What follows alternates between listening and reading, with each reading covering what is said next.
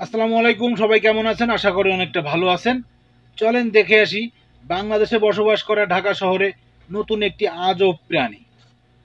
আমি আমার জীবনে আরো 2-300 তো প্রেম করতেই চাই। মাত্র সবে 15 থেকে 20টা গেল। এই জন্য কইছিলাম যে এদেরকে কেউ গাঁজা দিস না, এরা গাঁজা খাইয়া নিজেরা কন্ট্রোল করতে পারবে না। দিল তো সত্য কথাটা বইলা।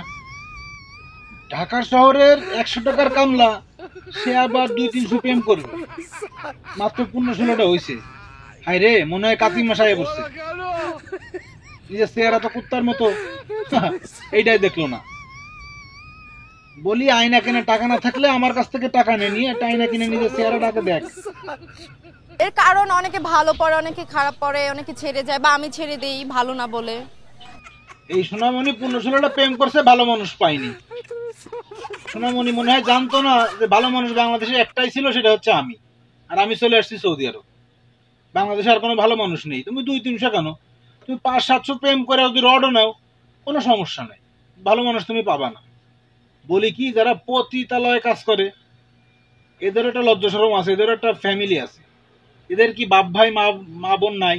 তারা কি এগুলো দেখে না? নাকি তারাও এরকম? নাকি কারো পাপের ফসল এটা? রোজা রমজান মাসে আর বেশি কিছু বলবো না। বাংলাদেশে তো মেয়ের আকাল পড়ছে, তোর মতন মাগির সাথে যাবে ছেলেরা প্রেম করতে। ছেলেদের তো আর খেয়ে কোনো কাজ নাই।